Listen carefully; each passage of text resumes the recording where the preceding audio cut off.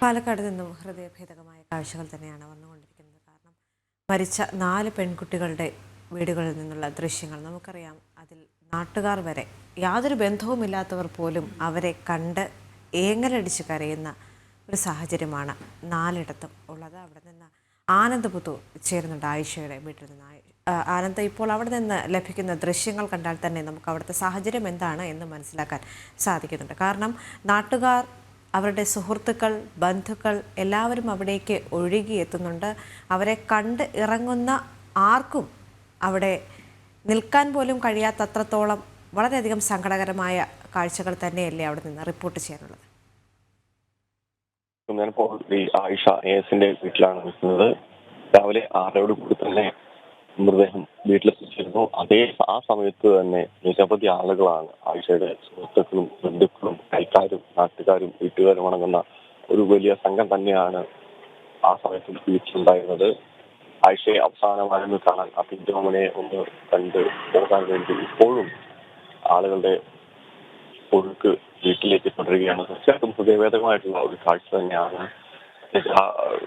ചേതനയറ്റ ശരീരം വീട്ടിലേക്ക് എത്തിയപ്പോൾ ഉയർന്ന കരച്ചിലുകൾ ഏതൊരു കേൾവിക്കാരനെ കണ്ടു നിൽക്കുന്ന ആരെയും ഹൃദയം നുറുക്കുന്നു തന്നെയാണ്. തീർച്ചയായിട്ടും ആ ഒരു വൈകാരികമായിട്ടുള്ള നിമിഷം തന്നെയാണ് ഇപ്പോഴും ഇവിടെ നമുക്ക് കാണാൻ വേണ്ടി സാധിക്കുന്നത്. ആയിഷയെ സംബന്ധിച്ചിടത്തോളം വളരെ ചെറുപ്പം തൊട്ട് തന്നെ ഈ പഠനത്തിൽ മാത്രമല്ല മറ്റ് കലാപരമായിട്ടുള്ള കഴിവുകളിലും അല്ലെങ്കിൽ ഒപ്പനയിലും 2ാം ക്ലാസ് മുതൽ തന്നെ ഒപ്പനയുടെ മണവാട്ടിയാണെന്നാണ് ആയിഷ അടുത്ത സുഹൃത്തുക്കൾ പറയുന്നത്. അപ്പോൾ ആ തലത്തിൽ കലാരംഗത്തും മികച്ച പ്രകടനം കാഴ്ചവെക്കുന്ന ഒരു വിദ്യാർത്ഥി കൂടിയാണ് ആയിഷ. ഇന്നലെ രാവിലെ ഇവിടെ നിന്ന് ഏതാണ്ട് 8 മണിയോടുകൂടി പരീക്ഷ എഴുതാൻ വേണ്ടി പോയ ആയിഷ പക്ഷേ ഇന്ന് തിരിച്ചെത്തിയത് ചേതനേറ്റ ശരീരവുമായാണ്. ഒരാൾക്കും സഹിക്കാനാവില്ല. ഒരു മാതാപിതാക്കൾക്കും ഈ ജന്മം തിരുവോളം തീരാത്ത വേദനയുമായി തന്നെയാണ് ആയിഷ പോയത്. ഒരുപക്ഷെ ഈ പഠിച്ച് മിടുക്കിയാവേണ്ടവളായിരുന്നു, വലിയ കലാകാരിയാവേണ്ടവളായിരുന്നു. അവളാണ് ഏറ്റവും ചെറിയ പ്രായത്തിൽ തന്നെ ഈ ലോകത്തോട് വിട പറഞ്ഞിരിക്കുന്നത്. ചെറിയ മഴ പെയ്യുന്നുണ്ട്, മഴ ചെറുതായി ചാറുന്നുണ്ട്, എങ്കിലും ആളുകൾ വന്നുകൊണ്ടേയിരിക്കുക തന്നെയാണ്. ആയിഷയുടെ സുഹൃത്തുക്കളും ഒരുപക്ഷെ അറിയുന്നവരും അറിയാത്തവരുമായിട്ടുള്ള ഒരുപാട് ആളുകൾ തന്നെയാണ് പല ഇടങ്ങളിലായി അത്തരത്തിൽ അവസാനമായി ഈ കുഞ്ഞിനെ ഒന്ന് കാണാൻ വേണ്ടി ഈ വീട്ടിലേക്ക് വന്നുകൊണ്ടിരിക്കുന്നത്. എന്തായാലും വളരെ സങ്കടകരമായിട്ടുള്ള ഒരു കാഴ്ച തന്നെയാണ്. അവസാനത്തെ യാത്ര അയച്ച് നൽകാൻ നാട് ഒരുങ്ങിയിരിക്കുന്നു. ഒരുപക്ഷെ ആ നാടിനെ ഇതല്ലാതെ മറ്റെന്താണ് ചെയ്യാൻ സാധിക്കുക ഇനി? എന്തായാലും ഈ അപകടത്തിൽ മരിച്ച ഈ വിദ്യാർത്ഥികളുടെ മൃതദേഹം അല്പ സമയത്തിന് ശേഷം ഈ കരിമ്പന പൊതുദർശനത്തിൽ വയ്ക്കും. തുടർന്നായിരിക്കും ഏതാണ്ട് 12:00 തന്നെ, പക്ഷെ അതിനും നേരത്തെ തന്നെ ആയിരിക്കും ഈ മൃതദേഹം അപകടം നടക്കുന്നത്. പക്ഷേ വെള്ളിയാഴ്ച ആയതുകൊണ്ട് അതുമായി ബന്ധപ്പെട്ടുള്ള ചില ചടങ്ങുകളുണ്ട് എന്നാണ് അറിയാൻ വേണ്ടി സാധിക്കുന്നത്. അപ്പോൾ വളരെ പെട്ടെന്ന് തന്നെ മൃതദേഹം സംസ്കരിക്കും. ഈ ഇതുമായി ബന്ധപ്പെട്ടുകൊണ്ട് 4 മണി ഇന്നലെ അതേസമയം ഈ അപകടത്തിൽപ്പെട്ട ലോറിയിലെ ജീവനക്കാരുടെ വിശദമായിട്ടുള്ള മൊഴി ഇന്ന് പോലീസ് രേഖപ്പെടുത്തും. അപകടത്തിൽ പരിക്കേറ്റ് ആശുപത്രിയിൽ കഴിയുന്ന ഈ ലോറി ഡ്രൈവർ മഹേന്ദ്ര പ്രസാദിന്റെയും ക്ലീനർ വർഗീസിന്റെയും മൊഴിയാണ് പോലീസ് ഇന്ന് രേഖപ്പെടുത്തുക. ഇതിന് ശേഷമായിരിക്കും ഇവർക്കെതിരെ കേസെടുക്കുന്ന കാര്യത്തിലേക്ക് കടക്കുക എന്നാണ് നമുക്കറിയാൻ വേണ്ടി സാധിക്കുന്നത്. കല്ലിക്കോട് പോലീസിന്റെ നേതൃത്വത്തിലായിരിക്കും ഇവരുടെ മൊഴിയെടുക്കുന്നത്. ഈ എതിരെ വന്ന വാഹന ഉടമയെയും വിശദമായി തന്നെ ചോദ്യം ചെയ്യും. ഈ വാഹനത്തിന്റെ ഡ്രൈവർ വണ്ടൂർ സ്വദേശി പ്രജീഷിനെതിരെ ഇന്നലെ പോലീസ് കേസെടുത്തിരുന്നു. അശ്രദ്ധമായും അമിത വേഗതയിലും വന്നതിനാണ് കേസെടുത്തിട്ടുള്ളത്.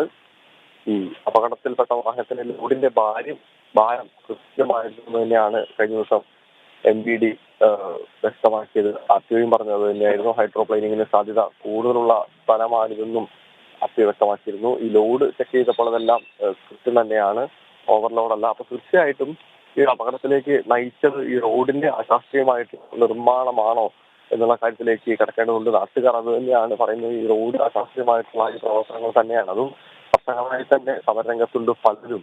ഈ MLA നിയമസഭയിലടക്കം ഈ വിഷയം ഉന്നയിച്ചിരുന്നു. 2 വർഷങ്ങൾക്ക് മുന്നേ തന്നെ ഉന്നയിച്ചിരുന്നു. ഏതാണ്ട് 7ഓളം മരണങ്ങൾ ഈ പ്രദേശത്ത് അപകടത്തിലുണ്ടായിട്ടുണ്ട്. 55ഓളം അപകടങ്ങൾ ഉണ്ടായിട്ടുണ്ട്. മാത്രമല്ല വിഷുദിനത്തിലാണ് 2 പേർ ഇത്തരത്തിൽ അപകടത്തിൽ മരിച്ചത്. അപ്പോൾ ഒരു തുടർക്കഥയായുള്ള ഒരു അപകടങ്ങളുള്ള ഒരു സ്ഥലം, ആ സ്ഥലത്ത് തന്നെയാണ്. പക്ഷേ വേണ്ട രീതിയിൽ കൃത്യസമയത്ത് അധികാരികൾ അധികൃതർ ഇടപെട്ടിരുന്നെങ്കിൽ പക്ഷേ ഇന്നിങ്ങനെ എന്തായാലും ഈ ഇക്കാര്യം ചർച്ച ചെയ്ത് മേമ്പാടത്തെ അപകടത്തിലെ പ്രശ്നം പരിഹരിക്കാനുള്ള നടപടി ഉണ്ടാകും എന്ന് തന്നെയാണ് അറിയുന്നത്. ഇന്ന് കളക്ടറുടെ നേതൃത്വത്തിൽ ചർച്ച വെച്ചിട്ടുണ്ട്. കളക്ടറേറ്റിൽ 2:14 കൂടി തന്നെ ചർച്ച ആരംഭിക്കും. നാട്ടുകാരും ജനപ്രതിനിധികളും അടങ്ങുന്ന ആളുകൾ ഈ ചർച്ചയിൽ പങ്കെടുക്കും. ഇന്നലെ വലിയ പ്രതിഷേധമാണ് അതിൽ റോഡിൽ നിന്ന് നാട്ടുകാരെല്ലാം തിരിഞ്ഞു പോകാൻ തയ്യാറാവാതെ കനത്ത പ്രതിഷേധത്തിലേക്ക് പോയപ്പോൾ ADMന്റെ നേതൃത്വത്തിലാണ് ഒന്ന് താൽക്കാലികമായിട്ടുള്ള ഒരു പ്രശ്നകാര്യം ഉണ്ടാവുകയും ഈ വിഷയം ചർച്ചയ്ക്കെടുക്കാമെന്ന് ഉറപ്പു നൽകിയതിനെ തുടർന്നാണ് മണിക്കൂറുകൾ നീണ്ട ഗതാഗത തടസ്സത്തിന് ഒരു അയവ് വന്നത്. എന്തായാലും ഈ ആയിഷയുടെ വീട്ടിൽ ഇപ്പോൾ തന്നെയാണ് ഉള്ളത്. വളരെ വികാരനിർഭരമായിട്ടുള്ള ഒരു കാഴ്ചയാണ്. മഴ പെയ്യുന്നുണ്ട് കാര്യമായി. ജനപ്രതിനിധികളടക്കമുള്ള ആളുകൾ രാഹുൽ മാങ്കൂട്ടത്തിൽ MLA രാഹുൽ മാങ്കൂട്ടത്തിലെല്ലാം ഈ വീട് സന്ദർശിക്കുന്നുണ്ട്. ആയിഷയുടെ ബന്ധുക്കളും പ്രദേശത്തേക്ക് എത്തിയിട്ടുള്ള ഒരുപാട് ആളുകൾ, പലയായിട്ട് പോലും നൂറുകണക്കിന് ആളുകളാണ് ആയിഷയെ അവസാനമായി ഒരു നോക്ക് കാണാൻ വേണ്ടി ആയിഷയുടെ വീട്ടിൽ പാലക്കാട് MLA രാഹുൽ മാങ്കൂട്ടത്തിലൊക്കെ എത്തിച്ചേർന്നിരിക്കുകയാണ്. ദൃശ്യങ്ങളിൽ നിന്ന് വ്യക്തമാണ്. രാഹുൽ മാങ്കൂട്ടത്തിൽ അടക്കമുള്ള രാഷ്ട്രീയ നേതാക്കൾ, സാംസ്കാരിക നേതാക്കളെല്ലാം അവിടേക്ക് എത്തിക്കൊണ്ടിരിക്കുന്നു എന്ന് ദൃശ്യങ്ങളിൽ നിന്ന് മനസ്സിലാകുന്നുണ്ട്. എന്തായാലും മഴ പെയ്തതാണ് ഈ റോഡ് അപകടത്തിന് കൂടുതൽ കാരണമായത് എന്നൊരു വിവരം കൂടി ഒരു ഘട്ടത്തിൽ പുറത്തേക്ക് വരുന്നുണ്ട്.